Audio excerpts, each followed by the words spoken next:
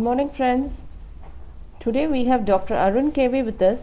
Dr. Arun KV have an experience about 25 years in clinical experience in periodontology and implantology and is one of the few practitioners of microscopic periodontal procedures in the country. He is currently professor and head of Ragas Dental College and Hospital, Chennai, and a senior consultant of Apollo White Dental. Welcome, doctor. Thank you.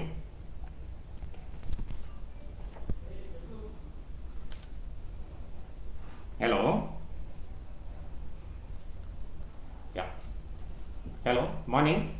I hope I'm being audible to everybody.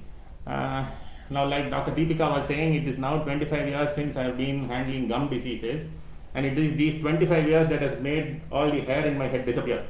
The reason being that gum disease is one of the commonest problems in the oral cavity, and unfortunately the least diagnosed and managed as well. The reason is gum disease by and large tends to be asymptomatic, meaning nobody realizes there is a problem. And so when patients get to us and we tell them there is gum disease, very often patient thinks that they are being overdiagnosed, and sometimes treatment procedures are being suggested which they feel there is not much requirement for, primarily because symptoms are less. Now, like for many other diseases, and especially in this current COVID environment, I hope understanding has to come to people that it is not required that every disease has to have symptoms.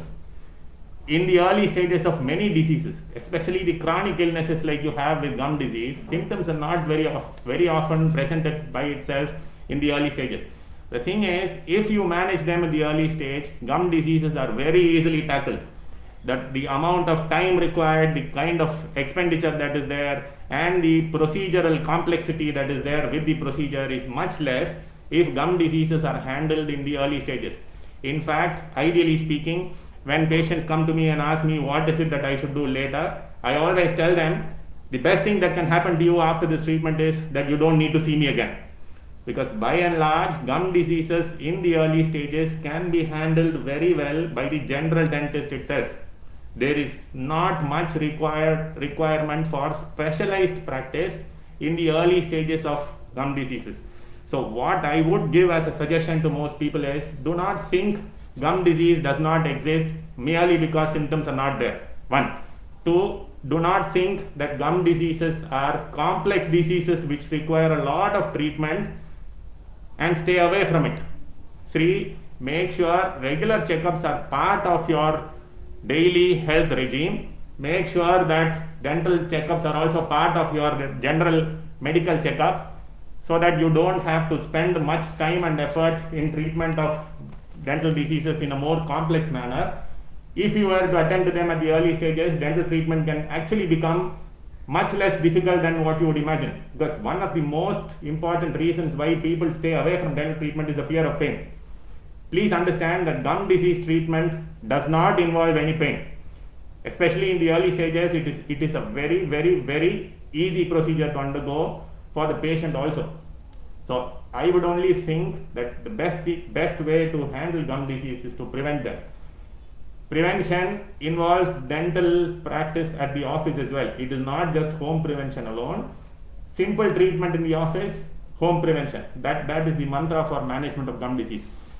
So with these few words, we'll just leave it now, and then I will open the session up to questions which are coming in, and I can answer it the best of my ability. And if there are more questions, I'll be happy to take them. Shall we proceed to the question session, sir? Yes, please. Thank you. Yeah, this is the most common question, sir. My gums are bleeding while brushing. Should I worry about it? This is the question asked, sir. Okay, now I just said some time back that symptoms are very less, but one of the commonest symptoms, if there are any, is the fact that the gum starts bleeding when you start brushing your teeth. Now, if there are people for whom gum bleeding does not occur at all when brushing, there are two things you have to see. One, whether you are brushing normally or whether you are not brushing normally. Now, please do not brush only on your tooth. When you brush, make sure the brushing starts from the gum to the tooth. The place where you have bacterial collection is actually the gap between the gum and the tooth. So when you brush, you have to ensure that the gap gets cleaned properly. So the reason why you have bleeding when you brush is because there is inflammation. And gum inflammation is such a common disorder that global prevalence is around 95% of the population seem to have gingivitis, early stages of gum disease. So this gingivitis will show itself as bleeding from the gum when you start brushing your teeth. So it is nothing to get alarmed about. It is easily manageable, but the thing is, do not ignore it. Do not think that bleeding from brushing is some kind of a normal thing to happen. And the other thing is, do not ignore the area. Now what some people tend to do is, if there is bleeding from one spot in the mouth, they just tend to avoid it. Now if you avoid brushing that area, you will have more plaque accumulation and you will have more bleeding and you will have more gum disease at some stage.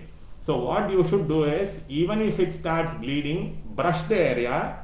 Normally bleeding gum is a sign of mere gingivitis, which is a disease that is prevalent in around 95% of the population. Rarely it may be an underlying serious difficulty which will need medical attention. In any case, what this means is, if you experience bleeding when you brush your teeth, it is generally a sign that it is time for you to visit your dentist. Take a look, check and see if there is gingival inflammation. If inflammation is there, it can be handled easily. So although it is nothing to be alarmed about, it is a sign that there is some gum inflammation, and it is a sign that it is time that you took dental care. Thank you. Yes, sir. The next question is, food is getting stuck between my teeth. What should I do? So again, this is a sign of a gum disease which has progressed to a slightly greater level.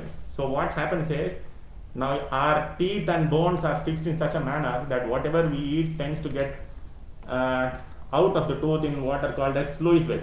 So these normal appearances in the tooth and the normal physiological tooth bone gingival contour gets upset if there is gum disease. What happens is, there is some bone loss, and when there is bone loss, gaps open up between the teeth and the bone. So when these gaps open up, and when gum is not holding on to the tooth as firmly as it should, it forms what we call a pocket. So these pocket areas are where food gets enlarged. So when this food gets lodged between teeth, generally it is an irritant, and you want to pick the area and bring the food from that area out so that it becomes back to normalcy. In any case, what it means is, if food is getting constantly stuck in between teeth, it is either a sign of gum disease or some decay in between teeth. In either case, if there is continuous food getting stuck every time you eat something, it is again something that you must look into. Get to your dentist, see if it is decay or it is gum disease or it is any other problem relating to your biting pattern. Get it sorted out. The next question is, what is the reason for the gum swelling? Gum swelling usually is a sign of some abscess. The commonest thing is an acute infection, which may be an abscess which is a result of either gum disease, caries or any other common oral condition. It may occasionally be a result of some foreign body getting enlarged in your gum, either while brushing or eating. In any case, gum swelling is an acute kind of condition, which means do not stay with it, do not self-medicate, do not go to a pharmacy and buy some medication and start eating them. Get to your dentist because it is easily manageable. Yes, sir. And the other question is, I am having bad breath. What is the reason and what should I do? Bad breath is something that is usually another sign of either gum infection in the oral cavity or some other infection in the oral cavity. Occasionally it may be a result of some other systemic illnesses, like for example sinusitis and some serious illnesses. The more common ones are gum disease and sinus infections.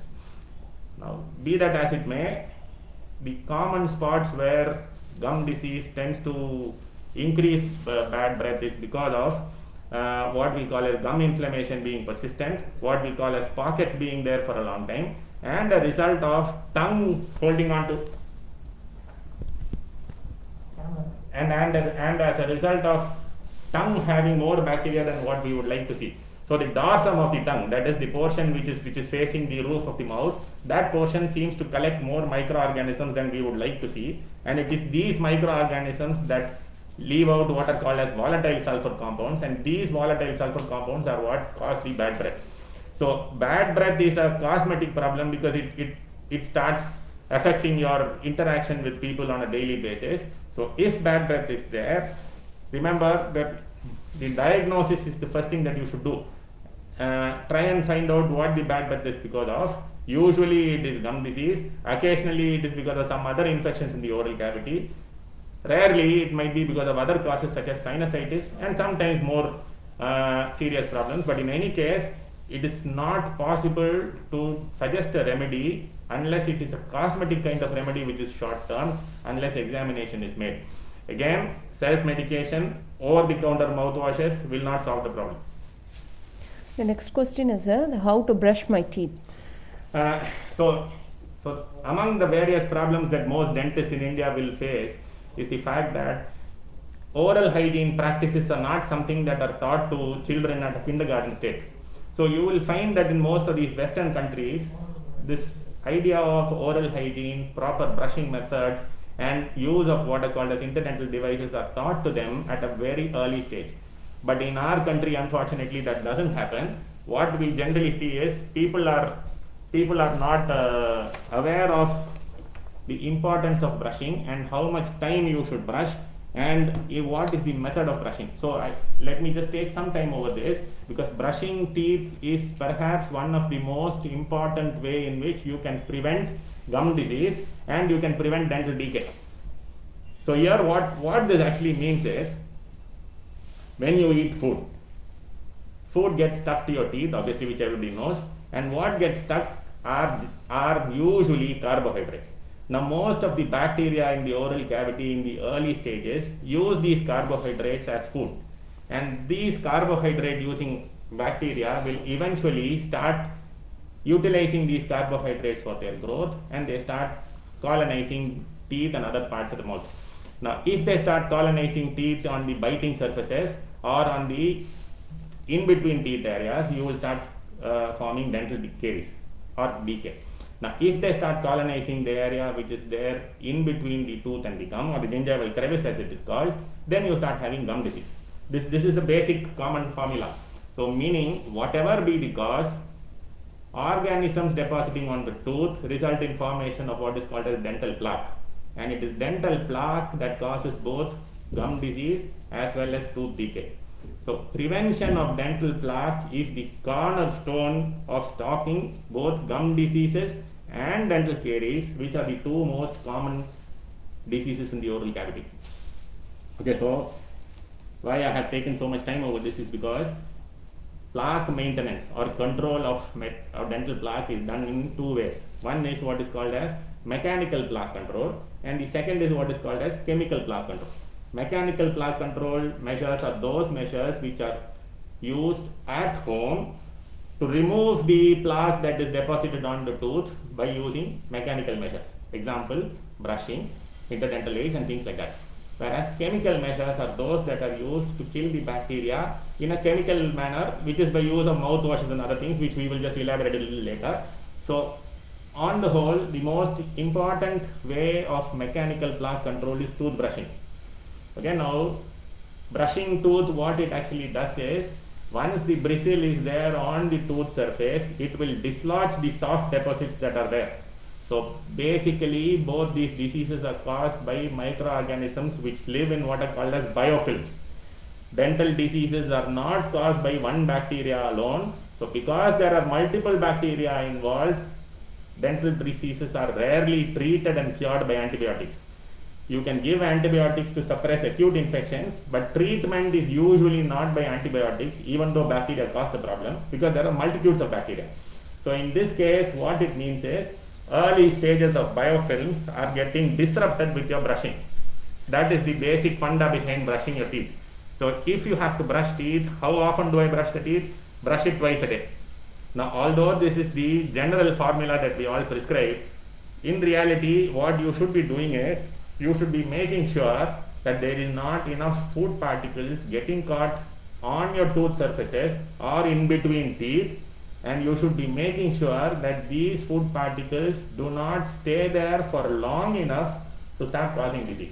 Now usually everybody has food lodgement. I mean, everybody has food getting caught in the tooth. Now in 5 minutes will disease start? No. In 10 minutes will disease start? No. So in general, the kind of hypothesis that we have as far as beginning of gum disease is, if it stays there for 48 hours, you have a problem. Then you will start having first stages of inflammation.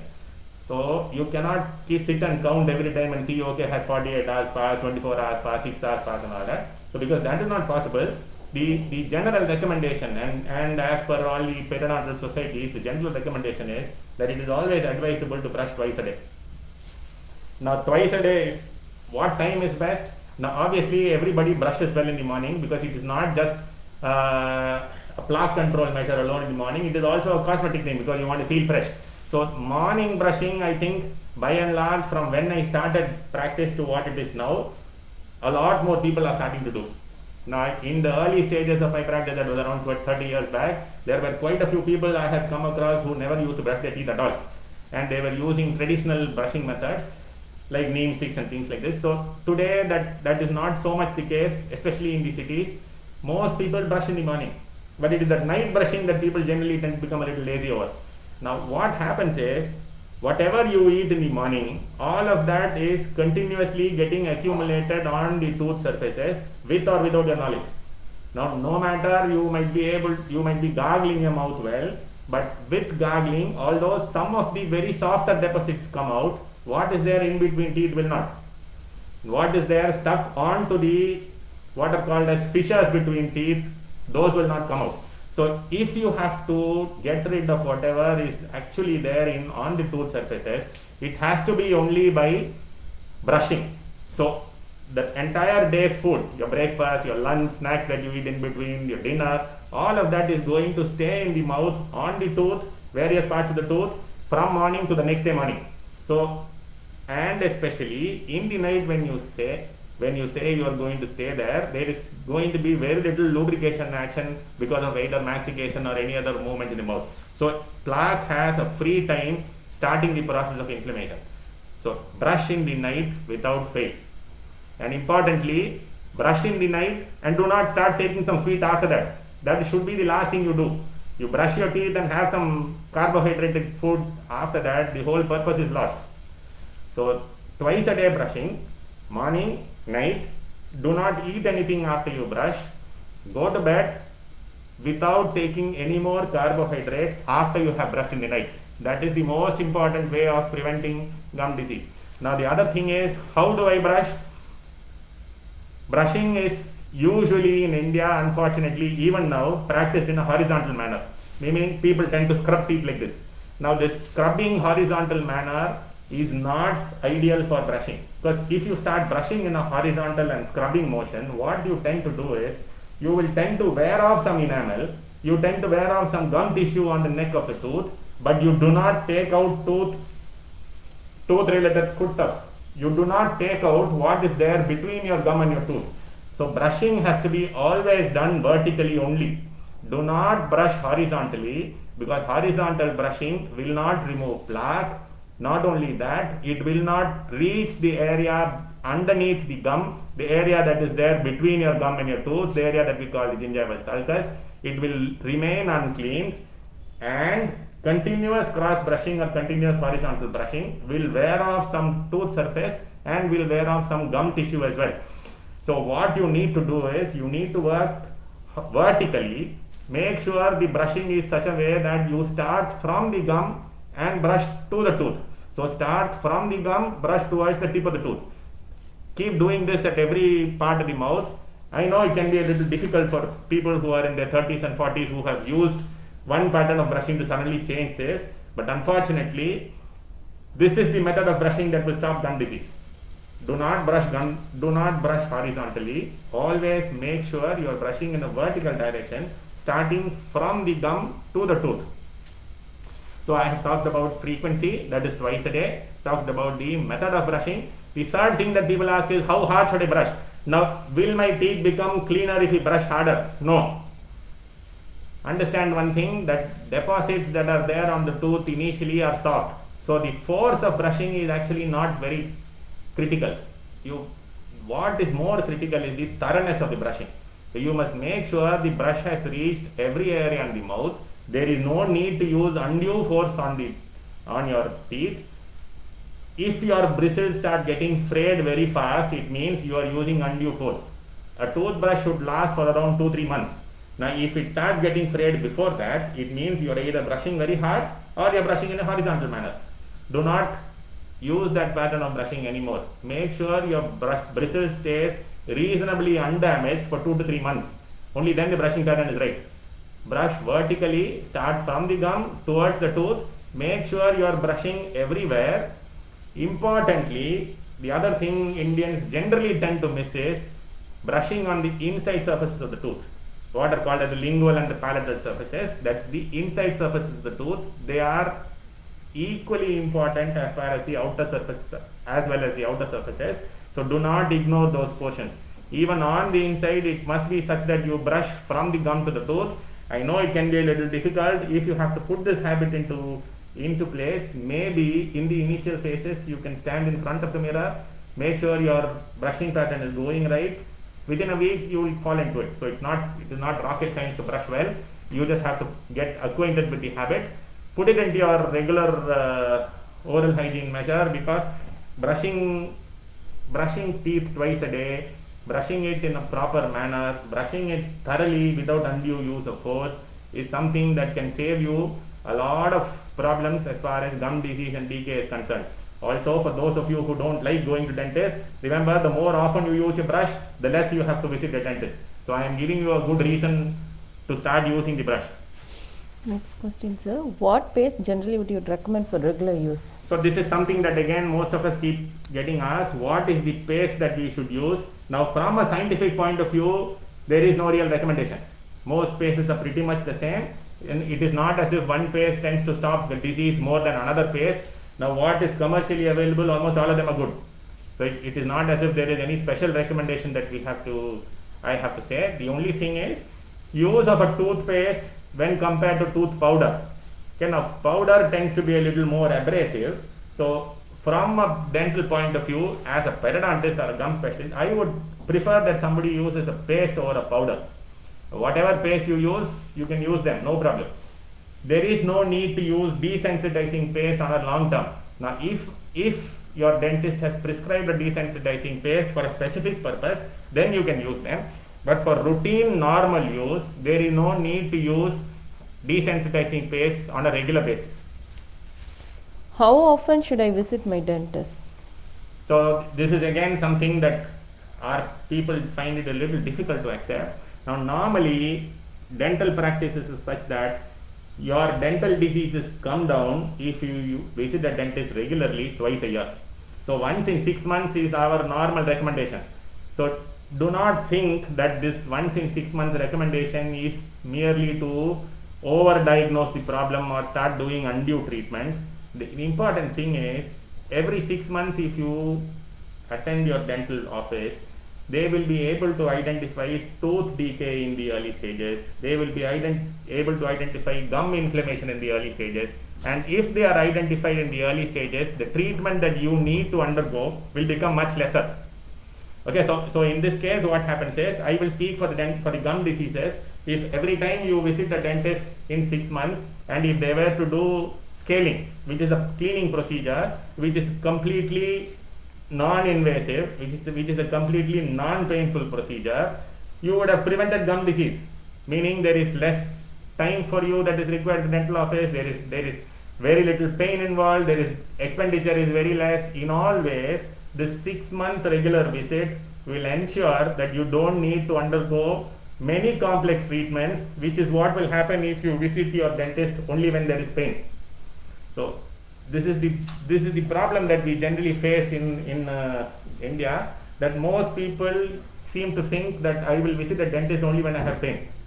Remember one thing, if you have pain, it is a general indication that the infection levels have gone to a state where they have caused pain. Now at this point, dentist has very little freedom of action. Usually if infection has set in, there are only some things we can do, and perforce it has to be treatment procedures that are a little more complex than what it would have been had you come when the pain hadn't started yet. So if pain starts, it is usually a sign of disease having progressed. So why we keep saying you visit a dentist once in 6 months is, we can catch the disease at a stage where infection is minimal, and if the infection is minimal, it means our treatment processes are less, and when treatment processes are less, both the success of treatment as well as the long-term prognosis of the tooth tend to be better. So the reason why we keep saying visit 6 months once for a routine checkup is to make sure that you are going to have healthy dentition for a very long time without undue effort on your side and without undue expenditure also. Next question, sir. Will cleaning of my teeth causes gap in teeth? So among many other things that people have myths over is that if you do scaling procedure is what technically the technical name for cleaning. Okay, so scaling is a process where we remove all the plaque. I already said some time back that it is plaque that causes gum disease. So scaling is a process where we remove plaque and the hard deposits that are there on the tooth. So this scaling process, what it will do is it would have removed the cause of gum disease. Okay, now the reason why many people don't have this scaling done is because of 3-4 myths. Now one thing, many people think that if I start scaling, my tooth will become loosened. Many people think that there will be gaps between teeth if I start scaling. Many people think that I will have more sensitivity in my teeth when scaling is done. Now here the reality is what happens is in any dental office you will find that the scaling is done by an instrument called an ultrasonic scaler. Ultrasonic scaler works by a mechanism whereby even if we want to, we will not be able to remove tooth substance. So please understand this very carefully, that the ultrasonic device is a very safe device for your enamel. It will not take out tooth substance, it will not create gaps, it will not create mobility of the tooth, it will not create hypersensitivity on its own. But what happens is, when you come with deposits of calculus, calculus is the medical name for tartar. When you come with those yellow tartar deposits on your tooth, what happens is this tartar is removed with the ultrasonic scaler. The intention of removing tartar is, it is this tartar that allows plaque to stay on the tooth for a long time, and if tartar is there and plaque is there, you will 100% have gum inflammation. Now unless that tartar is removed, we will not be able to treat gum disease in its early stages. And when tartar is removed, the portion that was normally there between your tooth, okay, even before this tartar formation started, you would have had gaps between your teeth. Most people tend to have some gaps between teeth. Almost everybody does. So these gaps are plugged with the tartar. And when we remove the tartar, the gaps that were already there in your teeth, that are becoming visible. So do not think that it is scaling that has created gaps. Scaling has only removed the tartar deposits, and the tartar deposits that were hiding the gaps that were there between your teeth, that has become visible. One more thing, some amount of gap in between teeth is required because it is these gaps that will allow your interdental aids to go in. Now I said brushing as one important thing. Remember, no matter how well you brush, the portions that are there in between your teeth will not get completely cleared of plaque. The in-between teeth areas need either flossing or use of what is called as an interdental brush. So using of a floss and interdental brush will not be possible if these tartar deposits are there in between teeth. So it is for this reason that gaps seem to occur. And if gaps occur, remember they are not gaps because of the scaling, removing tooth substance. It is because of the gaps having been filled with the calculus, and once calculus is removed, these gaps are visible. These gaps are in one way good and healthy because it will allow you to use your interdental devices properly. Do not think that the scaling procedure is causing harm. One. Secondly, sometimes these tartar deposits act as what is called as a splint because they are joined to each other. It will act as if it is a splint, and once the tartar deposit is removed, it will appear as if tooth has become slightly more shaky. Now here there is something that your dentist will always take a look at before they start the scaling. Sometimes if there are a lot of tartar deposits, you will lose a lot of bone. Like I said, tartar deposits causes plaque causes gum disease causes bone loss will cause mobility. So you would have already lost a lot of bone, but the mobility would not have been apparent because the tartar was acting as a kind of a splint, and once the tartar is removed, the mobility becomes apparent. So again here what happens is, before starting a scaling, if you have a lot of tartar deposits, your dentist will take a look, take x-rays if required, see what is the state of your overall gum health. Now, if there is a lot of bone loss and if there is going to be mobility because of the bone loss, remember, not because of the scaling, because of the bone loss, if there is going to be mobility, removal of calculus will make it apparent. So, dentist will always inform you this beforehand. If there is a lot of bone loss, you will be informed. So, do not think that by avoiding scaling, my problem is solved. Because if this calculus stays there, even if the mobility doesn't become apparent, what will happen is, at one point of time, the bone would have completely gone away and your tooth will spontaneously come out.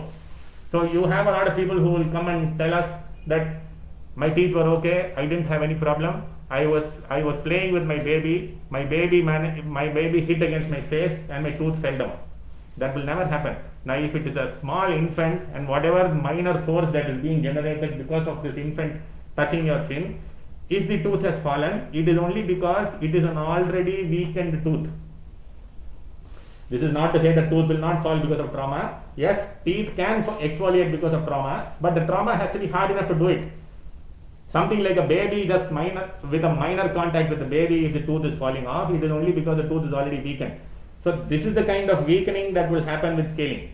Scaling itself will not bring out your tooth. Scaling itself will not make out gaps. It is the tartar that is present there that is hiding the gap, and it is the tartar that is present there that is causing bone loss, and that is becoming apparent because of the scaling. It is the first step of all gum treatment. Scaling, there may be some mild hypersensitivity or increased sensation for a couple of days after scaling, but that is because the root surfaces have been exposed due to the tartar, but that is always reversible. This stays there just for a couple of days. It is always reversible, nothing to worry about. As long as there is no over enthusiastic treatment being carried out, it is not an issue at all. So this, I cannot suggest it too strongly. Scaling is a very important preventive and a first stage of therapy for all gum diseases. Now, if I have to give you global statistics, in the US it is thought that 100% brush their teeth and 40% floss. Now, we don't have good data here on the Indian population, but 40% definitely do not floss here. Even in a population where 100% brush and 40% floss, it is thought that gum disease affects in its early stages as gingivitis around 90 to 95% of the population in the US. And it is also thought that severe gum disease is around 18 to 24%. So severe gum disease, if you take 20% in India, just imagine how many people have this problem. And this is on a population which we don't generally use interdental aids. I know a lot of dentists who don't like using it. So this is because at the primary age, even at the kindergarten stage, if you start inculcating this habit of oral hygiene, then it becomes easy. It is very difficult to start new practices a little later. So the point in all this is, scaling is a important preventive measure. It is an important first stage therapeutic measure to stop gum diseases. Do not avoid scaling thinking that gaps will come. Do not avoid scaling thinking that you will have sensitivity. Do not avoid scaling thinking that tooth will become mobile after scaling. Scaling will not do harm. Let me repeat this for sake of emphasis. Scaling will not do harm. It cannot do harm. That scaler instrument itself is built in such a way that it cannot bring out normal tooth substance. The next question, sir. I am having sensitivity and I am not even able to drink water. Does it need attention? Now, this hypersensitivity is a bit of a nuisance for everybody. So, if you are not able to enjoy your cold water or your ice creams, generally it tends to affect quality of life, isn't it? Especially for people who like ice creams and people who like cold water, hypersensitivity is a problem. Now, the reason why hypersensitivity is there is because enamel has got worn out. Okay, the outer area of the tooth is called enamel. The inner area is called dentine. Now, in the crown of the tooth, you have enamel. In the root of the tooth, you don't have enamel, you have cementum. Now, this dentine is present in both outer and the crown and the root area. Dentine is like straw, open on both sides. So, once the outer protection of the enamel goes away or the outer protection of the cementum goes away, then the straw is exposed. So, whatever stimuli it is getting exposed to, it will react to. Okay, so as far as gum disease is concerned, the reason why you tend to have hypersensitivity in gum disease often is because cementum is not as strong as enamel. the level of mineralization of cementum is lesser when compared to enamel. So it is easier for cementum to go away than enamel to go away. So because of this, whenever there is some problem that has affected the root, which is what happens in gum disease, cementum goes away fast, and once cementum goes away fast, dentine is exposed. So when dentine is exposed, you are going to have sensitivity. Now people think that what is this, even water I am not able to drink. The reality is it is water that is likely to cause more difficulties than solid food. So do not equate the severity of the symptoms to severity of the problem. Hypersensitivity being that water does not necessarily mean that you have advanced gum disease. Okay? It may be early gum disease also. In any case, this is a diagnosis that can be made only in the dental office. So please approach your dentist. Make sure hypersensitivity is handled in its early stages, because if it is treated early, like I said, the straw will occlude itself. With earlier treatment procedures, you can stop the hole in the straw on one side, which will mean that you don't have to get bigger treatment done. But if it is allowed to stay there for a long time, this inner part of the straw leads to an area called pulp, which has the nerve of the tooth substance. So if the nerve area gets involved, you are going to need bigger treatment procedures. So get hypersensitivity treated in its early stages so that you do not have bigger treatment procedures done.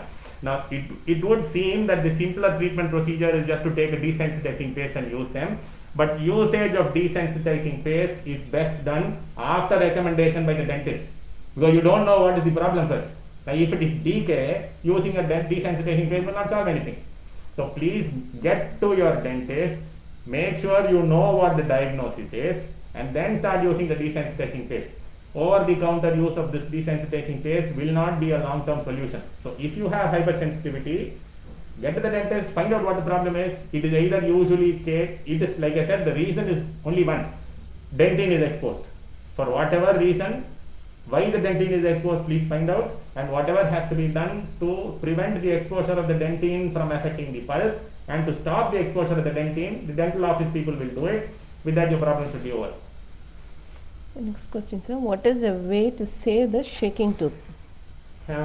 Although gum disease in its early stages is, like I said, asymptomatic, if it is left to stay alone for a long time, you will lose bone. So as you start losing bone, at one point of time, your tooth will start shaking. So if your tooth is shaking, it means gum disease has reached a reasonably advanced stage. Because all tooth shaking can be identified earlier by a dentist on manual examination rather than by the patient himself. So if the patient himself or herself is able to identify that the tooth has become mobile, it generally means that mobility has reached its later stages. So can I treat this, can it become okay, is dependent on how much the problem has advanced itself. If the problem has advanced itself to a level where there is no bone available, occasionally it is possible that you may have to lose the tooth. But if caught at its early stages, periodontal treatment or gum treatment, which is a combination of non-surgical and occasionally surgical management, you will be able to save most of the teeth. So if I was to give a ball of the thumb or a thumb mark kind of statistic, let me say around 60-70% of mobile teeth can be saved. Okay, if it is caught at its early stages, that percentage starts increasing. So if you start treatment early, like for every other problem, mobility of a tooth also is not something that is unmanageable. So do not think, okay, age has advanced, so tooth will become mobile. Now, teeth does not become mobile because of age. Even if you are 90 or even if you have crossed 100, there is no reason why tooth should become mobile because of age alone. The reason why the teeth become mobile is because of gum disease. Now, as age advances, the chances of gum disease increases. That is why people tend to relate mobility with old age. Do not think old age causes mobility. There is no such thing. There is no reason why physiologically you can't have teeth till you die. So get to your problem, diagnose it well. Mobile teeth can be saved more often than not. It is only when the gum disease has advanced to a state where there is not enough remaining bone that you will be able to, that you will perhaps have to lose teeth. Will cleaning loosen the tooth? So I just answered this before. So this is again one of those common myths that we keep carrying with us. Cleaning does not loosen teeth. Cleaning will only strengthen them. So when removal of calculus and tartar is done, it is then that the gum becomes firmer. It is then that gum disease is taken away from the system, and only when gum disease is taken away from our teeth will the tooth start binding firmly to both bone and to gum. So this firm binding of tooth to bone and gum will mean that you shouldn't have gum disease. That the only way to ensure that is to start with scaling. So scaling will not loosen teeth. In fact, it will make teeth firmer. How cleaning is done? Does it grind my teeth, sir? Now scaling process, like I said, there are two different instruments that we use in the dental office. One is something called an aerator, which is something that people use to cut cavities. Now endodontists, for example, or general dentists will start using the aerator when they start preparing cavities or they start root canal. Now that instrument is designed to cut and grind teeth because they have to reach the pulp or they have to remove decay. So the other instrument that people use in dental office is the ultrasonic, which is an instrument which is used for scaling and scaling alone. This is designed on an entirely different principle. So scaling works by what is called as cavitation, acoustic screening and implosion. I don't want to bore you with the technical details of this, but in effect what it means is it doesn't grind tooth, it cannot remove enamel, it does not do any harm. You cannot cut teeth, you cannot grind teeth with the ultrasonic scaler. You can only remove plaque. You can also dislodge calculus, which is through these mechanisms of what are called as acoustic screening, cavitation and implosion. So in short, it does not grind teeth. The diabetic patient, should they worry about the gums? Now in India, the prevalence of diabetes is very high. So there are a lot of people with diabetes. There are a lot of people with gum disease also. So the thing is, will diabetes affect the gum? Yes. Over the last 50-60 years, one senior periodontist called Loeb, this is in the early 60s and 70s, so it is not new. So a senior periodontist of that age described gum disease as the 6th complication of diabetes. So you will find that if you are uncontrollably diabetic, so as long as your diabetes is under control, there does not seem to be too much difference in the gum tissue from a non-diabetic to a diabetic. But if the level of control of your diabetes starts decreasing, the chances of developing gum disease start becoming much more. So the tendency is for uncontrolled diabetes to develop what is called as multiple periodontal abscesses, which will mean number of abscesses in the tooth. And for diabetes, what also happens is you tend to lose bone faster, you tend to lose support tissue to the tooth faster, you tend to form what I call as deeper pockets. Because of this, you tend to have more mobile teeth when compared to non-diabetics. Also, with diabetes, there is a tendency for healing of the gum tissue to be slightly slower than normal. Okay, having said this, everybody recognizes these effects of diabetes on the gum tissue. Now, some recent literature has shown that it is possible that gum disease itself might affect the metabolic control of diabetes.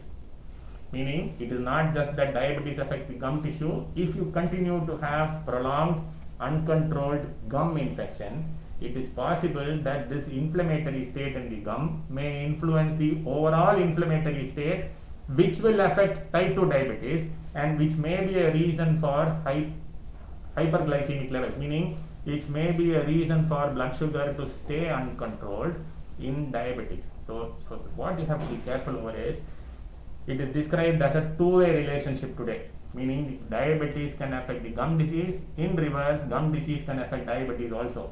So in short, what this means is, for a diabetic, you have to watch out on your gum tissue a little closer than a non-diabetic. Diabetes tends to affect every part of the human body, including the gum.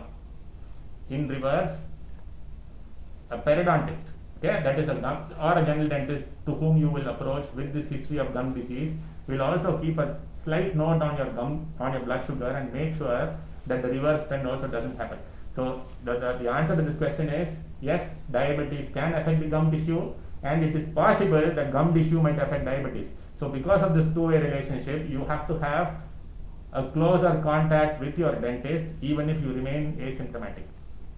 Well, next question, sir. During pregnancy time, what are the issues which happen related to gums, and what are the do's and don'ts? Now, pregnancy is a state where you will find the human body is in a state of hypercirculation. In general, there are some effects on the gum tissue because of pregnancy. The kind of bacteria that grow in the gum in a pregnant woman is not the same as that in a non-pregnant state. So this bacteria, it is something called a Prevotella intermedia. So this bacteria tends to have some effects, and there tends to be there is a chance for increased gum bleeding during pregnancy state. There is also a chance for enlargement in the gum. There is also a chance for forming what is called as a pregnancy tumor. Now, do not get concerned about this word tumor here. This pregnancy tumor is not cancer. It is not neoplastic. This tumor is just a swelling. So, this pregnancy tumor is something that can occur if you have not visited your dentist or if you have not had the scaling done regularly. Now, it is not that every pregnant person has to develop this. In all chronic conditions, even if this problem is there, meaning even if plaque is there, some people develop this disease, some people don't develop the disease. This is the state for all human diseases, isn't it? This is the reason why you will find some people will tell you, I eat a lot of things, I am not diabetic. Some people will eat a little less, but diabetes keeps proceeding. So all chronic infections are like that. So if you have a lot of gum infection in a pregnant state, it is possible that there may be increased gingival bleeding. Some people develop swellings. How to avoid this is, in the first trimester we will not do dental treatment. We would want to avoid it in the last trimester also. Second trimester is very safe. So any gum related issues if you have, in the second trimester if you were to do a scaling, which is the procedure which can be done without any worry. You can consult your gynec if you feel required, but they will also tell you scaling as a procedure will not cause any harm either to you or to your baby. So if scaling is done properly in the second trimester, there is no reason why you will develop any gum related complications during the pregnant state. So again here the advice is, if you are pregnant and if you have some indication that your gum is bleeding when you're brushing your teeth, do not worry about it. Get your dentist in the second trimester, get a scaling done, the problem is solved. Now again here there is some literature which is suggesting that there may be a case where if you have a lot of gum disease, that there may be preterm and low birth weight babies in states of uncontrolled gum disease. Now there are people who think this will happen, there are people who think this may not happen, but whatever the state be, please remember that if you were to get a scaling done in the second trimester, which is a procedure which is again non-invasive, which is not capable of causing any harm, you would have saved yourself a lot of trouble later. Because although the gum swelling and the inflammation in the gum which is causing the bleeding generally goes away after the pregnancy state, for some people it lingers, meaning it would have started as gum related infection, gingivitis, which is called as pregnancy gingivitis, but after this state is over also, it will start proceeding to a periodontal condition. So if you have periodontitis, then it will mean that you will require greater attention. It will also mean that your tooth is starting to get loose.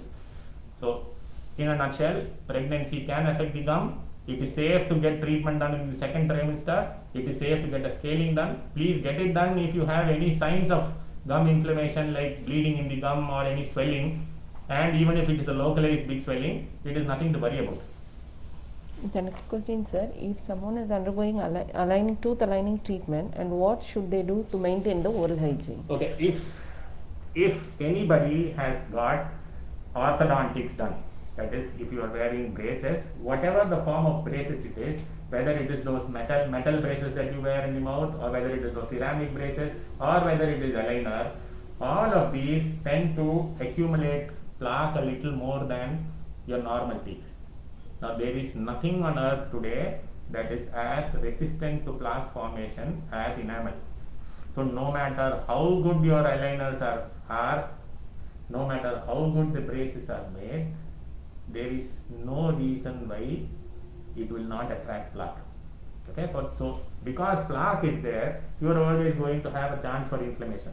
So if inflammation starts in, again like I said, asymptomatically in its early stages, but at some point of time it might loosen your tooth. Now remember, orthodontics depends upon the periodontal ligament being healthy for tooth to move from one state to another.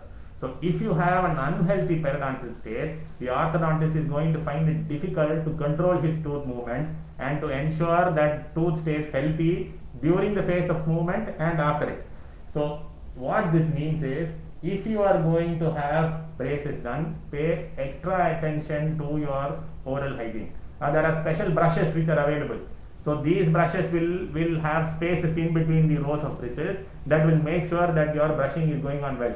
Use irrigator devices, say a water pick or things like that. Use floss if it is possible to use floss in a mechanical manner. But ensure that you do not attract plaque, ensure that the braces remain free of plaque, ensure that there is no plaque accumulation between the brace and the tooth, because if there is plaque accumulation and if there is gum inflammation, there may be a case where you will loosen your tooth structure, and if your tooth supporting structure gets loosened, both orthodontic tooth movement becomes more difficult, and it is also possible that you will have a periodontal long-term loss. Okay, now I think I have already taken up a lot of time on this Facebook Live, so I leave the session with you. Although I may have said a number of times here that you need to visit your dentist very often, do not think that this is something that is a stage for over-diagnosing. I repeat, gum disease stays asymptomatic for a large part. It becomes symptomatic only in its later stages, and even if it is symptomatic, you might have only occasional symptoms like bleeding when you brush your teeth. Occasionally people complain of some sensitivity, and mobility of a tooth, that is a tooth actually starting to shake, occurs only in its later stages. So at this stage it becomes considerably more difficult to treat gum disease than when it is its earlier asymptomatic stage. So please have a check on your gum health. It may affect your overall health also. Have a check on your brushing pattern. Make sure you brush well. If there is occasional bleeding, do not avoid brushing the teeth because of that. Go to your dentist, get a regular scaling done. The problem is solved. In the early stages, gum diseases are the easiest of dental treatments to cure. Now, cure is possible only in its early stages. Later stages, there is no cure, it is only maintenance. So, please be aware of this. Later stages of gum disease, we will be able to control the disease and we will be able to maintain it that manner, but you will not get full cure. Full cure is possible only in gingivitis. So, ensure that you get your dentist regularly, get a scaling done, control gum diseases in its early, comparatively asymptomatic states, and you will have healthy remaining periodontium for the rest of your life. With that, I will leave you. Thank you. Thank you, doctor, for sharing such a valuable information on understanding the gum diseases. If you all wish to consult doctor, call our toll-free number or visit our website for further appointments. Thank you.